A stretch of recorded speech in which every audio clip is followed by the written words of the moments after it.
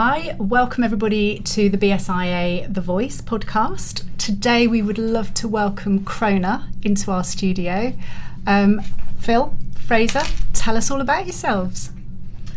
Hi everybody, my name's Phil Chapman. I'm the Head of Partnerships at the Croner Group. So I've been with the company for 8 years now, and my job is to manage partnerships across the group. And one thing that we are doing now is partnering with the BSIA to give you some free stuff, which we'll come on to in due course, but a little bit about the Croner first. So as a business, we're the largest compliance company in the UK. We're part of the Peninsula Group. We're the biggest company within there. So in short, what we do, HR and health and safety. So if you're a small business and you need advice, you don't have an in-house support, we're here to support you. We'll come on to that in a minute.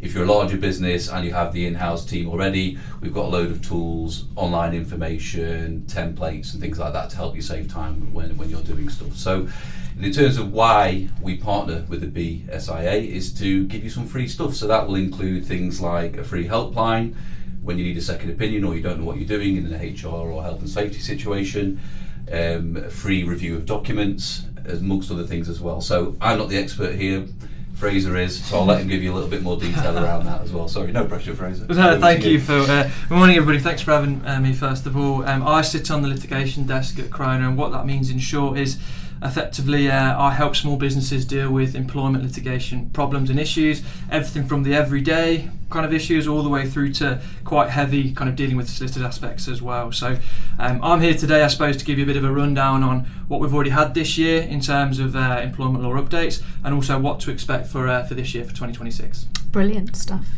So how can Croner support BSIA members? Do you want to take that, or shall I take that? Yeah, you're the expert. Well, how we can support BSIA members is we can be a one-stop shop for their HR, health and safety and even commercial legal queries. So the team that I'm part of sits on a phone line, which I'm sure Phil will give you the number for later, where it's 24/7. Any queries in that direction we can support and give you the best advice to make sure that you're staying compliant from, like I said, a HR, health and safety and commercial legal aspect. Probably worth mentioning as well, just from a group perspective, that our products are endorsed by the CIPD. We've got a big link with from an HR perspective and from a health and safety perspective, NEBOS, the British Safety Council, etc. So we are a large compliance company, but we'd like to think that these people endorse us because we offer a very good service. So and a lot of that is, which we'll talk about, is free, which Fraser will come on to. Excellent. So, as you know, our members sort of span the whole of the UK security industry, and they range, from global size enterprises to just smaller SMEs. So, if I was to sort of pose an example, say I am a smaller enterprise, I have, 10 to 15 employees. Could you give me sort of insight into what the new initiatives look like and where your support could come in for us? Absolutely. The new initiatives are under the flag of what they call the Employment Rights Bill, which you've probably all seen in the news fairly recently. Yeah. It's one of the Labour manifesto points, so they're quite keen on getting it, I suppose, across the board now. Ultimately, the direction of travel is for employee rights. That's kind of the general gist of the direction of the lawful movements. And what that takes the shape and form of is enhancing their what we call statutory rights. So that means that the rights that you and I get, everybody gets as long as you're an employee. So in 2025, we saw updates to flexible working requests, we saw updates to paternity leave and how people can take that, into other updates with other statutory processes like neonatal leave, carers leave, paternity bereavement leave, the list goes on and on in terms of those family-friendly based leaves.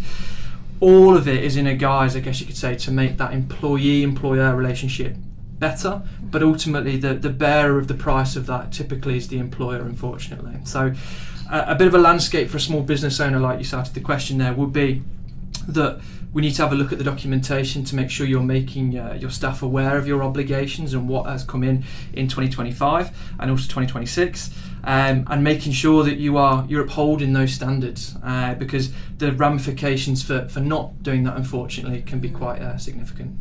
Excellent, thank you. And you guys are obviously the experts. I forgot the last part of the question. So where we fit into that is someone like yourself, or you're posing to be, call someone like me, and say, Fraser, I don't know, I've got someone asking to change their working hours under a flexible working request. I don't maybe want to honour it, I maybe want to offer them slightly different. Can you help me understand what my options are? Now, again, as Phil mentioned, we support the CIPD as well, which is the highest qualification that HR practitioners can get. So ultimately our advice is backed from best practice, but ultimately we understand the constraints of a small business, so we'll try and commercialise that advice and those angles as best we can for you to get the best outcome for you. It really is a minefield at the moment, isn't it? It's terribly tricky, and like I say, ultimately what we find is small business owners don't really know where to go with these queries. Okay, so we put on that complimentary helpline for exactly that. Okay, it's a trusted helpline in terms of everyday queries, or even if it's something that's quite heavy, where we're dealing with solicitors or dealing with ACAS, whatever it may be, from very, very simple to complex. I just encourage anybody to give us a call and get that, at least the point in the right direction. Whatever you want to do with that information after that is completely up to you, but we'd rather you come and speak to us and get a solid footing and foundation of where you are and what your options are before you make any big decisions. And this is all free for BSIA members? All free, all 24 hours as well. So obviously we were talking maybe a HR angle predominantly there. Yeah. But again, Phil's touched on that we're endorsed by NEBOSH. There's the health and safety equivalent. So if you've got someone that's on the job, had a bit of a fall or an issue with a third party or something like that, again, if you're not sure what to do, whether it's reportable or not, or what risk assessments or training you need to put in place off the back of that, again, you can call our experts and we'll be able to guide you on those topics, no problem. Excellent. So Lauren has just returned from maternity leave. Congratulations. Thank you. Yeah, so obviously it's a round that I've entered, and I'm feeling quite I'm passionate about sort of the effects that it can have on the employee, but also the employer. So I just sort of wanted to ask, I'm aware that there's new things coming in there. Have you got any advice or any information that you can help on them based on that? Absolutely. I mean, there are lawful updates, but what I will say first of all is year on year for the past 3 or 4 years, maternity related sickness after people are supposed to return to work has increased year on year, and we're thinking ultimately that might be aligned with potential the rise in the profile of mental health issues. So I mean, ultimately my top tip for people that are on maternity leave is just keep in communication with them, keep talking to them, whether it's WhatsApp, text, emails, whatever's comfortable, even if you go and meet them for a coffee or whatever it might be. Just keep in touch and keep them nice and close to you. That's what's going to encourage them to actually come back to work at the end of that, what could be 52 weeks, which is a long time out of the business, and if you're not speaking to those individuals, they can be alienated quite easily. Totally. Because you had kit days, didn't you? The keep in touch days, and it was a great way just to keep you back in the loop, wasn't it? Absolutely, because as you say, from a sort of personal perspective, 52 weeks can feel like forever, and your business life can change a lot in that time. Absolutely, and your life personally has changed so dramatically, and you've been in a little bubble. So re-entering the workplace can feel like coming and starting a new job. So having that sort of regular contact, or like you say, dropping someone a text, and I think sometimes potentially an employer can feel a bit like, are they allowed to do that? Is it overstepping a mark? But from the employee's perspective, and for me personally, you feel in the loop, and it's a nice place to feel than when you're walking back into a workplace you haven't been in for a year. So having those kit days are really beneficial. Yeah, it's a good, I suppose, sort of myth bust for you there, that you can talk to people on maternity. Of course you can. They're still employed. They're on the payroll. They're your employee. That hasn't changed. Naturally, how quickly they get back to you might change because they've got other responsibilities now. But naturally, again, that would just be the absolute minimum for an employer, from my perspective. Even from a self-preservation from an employer, if I was advising an employer to protect themselves, I'd encourage them to do that. You don't want to leave them aloof. Kit days are underutilised. It's brilliant that you use them. Again, if you can align those with significant meetings or AGMs or quarterly briefings, or however you run it on your side of the fence, to get them involved in that, even if they just sit and obviously just take it all in. They don't need to necessarily do presenting or contribute or anything like that. But yeah, kit days again are probably underutilised a little bit. They're a really good tool, I guess you could say, in the toolbox to retain staff, because I mean, again, I'm sure there's no surprise to anyone listening that recruitment at the minute is very, very difficult. So if you've got people leaving, you've obviously got to replace them, and if you've got someone that's already worked for you, trained and comfortable and competent in the job, you want to make sure you can look after them and get them back into work as quickly as possible, I suppose. Excellent. Thank you. So what's on the horizon for 2026? Do we have to be worried about what's coming this year? There's things to do. Maybe to put it that way is the best way to phrase it. Now, what's on course for this year, there's the main manifesto point that Labour have had for a long time is the removal of the 2 years qualification for unfair dismissal. Now, to unwrap that and unravel a little bit for you, for people that aren't familiar with that concept, currently, if you want to claim what's called ordinary unfair dismissal in this country, you've had to be with your employer for 2 years. Okay. Now, an unfair dismissal will basically be a judge looking at the how and the why you lost your job. So how being the process and the why being the evidence that supports it. Okay. They will look at those and deem how reasonable it will be, and obviously if it's unreasonable it will be unfair, vice versa.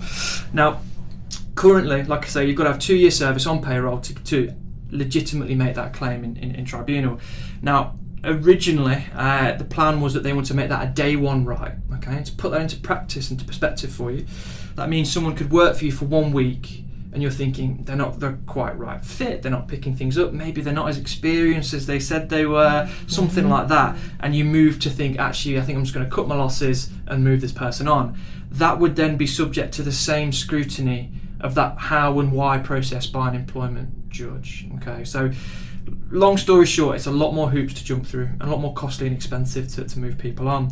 Now, back in, I suppose sort of December time, we saw a bit of a flip-flop in terms of Labour leaked this point that they were going to push it through to law, and then they've come back in December to say, actually, we're going to make it a 6-month period. Okay, so you've got to have 6 months service to make this claim. Now, at the minute, that's a little bit up in the air. We've seen a little bit of flip-flopping on quite a few policies from this government, so we're not entirely sure yet. But to draw a line under it all, it's going to be more risky to dismiss people, and that risk is going to come earlier because the people obviously haven't been with you as long. So right. That's the main one. That's the one that everybody's talking about. Ultimately, again, how you combat that is how you draft your policies and your contracts. That's how you deal with these queries and how you deal with these problems. So if you do need to make a dismissal, if you do need to terminate somebody, you can show anybody that needs to see it that it was fair, it was reasonable, the how was there, where the process was right, and the why was there, the evidence, the justification that sits behind it. Okay. Ultimately, in industry, obviously with security, we deal with a lot of queries around what we call SOSR dismissals. And to break that down into plain English for you, that's where we get third-party pressure from customers about being not very happy with the security guards that are being provided, and they say, I don't want that lady or that gentleman to come back, I don't think they're suitable. And that's a reason that an employer might think, oh, where am I going to put that guard now? Am I going to put them on a different project or not? Again, naturally, that's going to make that process a lot more difficult for employers to deal with. Okay, so my top tip on that, again, especially for the industry that you guys work in, would be having a policy on third-party pressure, explaining to your staff what that means, explaining to your staff that if you have that issue, what the process might be, even what the outcome might be. Unfortunately, that might be. Yeah. You're putting in the groundwork and the foundations and setting your stall out nice and early. This is something we may need to look at should we both find ourselves in these situations. So you mentioned about you need to get the contract right. Yeah. So this is something that Croner can help with as well. Absolutely. Just to review contracts, if people need a little bit of support, some help, just to make sure that they are ticking the right boxes, they can reach out to you guys. Yeah, well, they can reach out to me specifically. I'll open my inbox to all of your members, and like I said, I look after a team of ex-solicitors, level 7 CIBD consultants that will basically go through what they've got, and contracts is obviously the main focus, but we'll look at handbooks, policies, risk assessments, health and safety bits as well, no problem, and we'll give them almost like a RAG report on it. We'll go back to them and say, this is brilliant, well done, this is covering the ground that you need it to. But these bits either are absent, you don't have them, we suggest that you get them in place, or maybe what you have in place isn't quite fit for purpose anymore. It might be out of date, it might be drafted by someone who's not maybe qualified, I'm not sure. So ultimately, like I said at the start here, the support network and the channels that employers can go through are very limited at the minute. Okay, they're very limited, and it's a very concerning time. I'd encourage any member to utilise a free doc review, and we can give them that information. If they want to go away and use that information for whatever they like, at least they know where they are at that point. We can obviously provide solutions to that and look after that documentation part for them if they'd rather us do that. But the main thing from my perspective is that they know where they are with it, and then they can make informed decisions from that point on. Excellent, thank you. And so how do our members get in touch?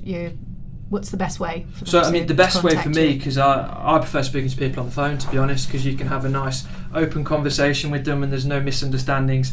I've got the phone number here. I can read it out if anyone's got their pen ready. If you want we me can to. pop that one up on the screen. I was about to say it might work a bit better that way. Yeah. But essentially that is a direct line 24 hours a day through to, like I said, ex-solicitors, NEBOSH qualified advisors to answer any queries, and it might be about the contract, it might be about the updates, it might be about something strange that's happened at work today or whatever it might be, or it could be something quite serious or anything in between.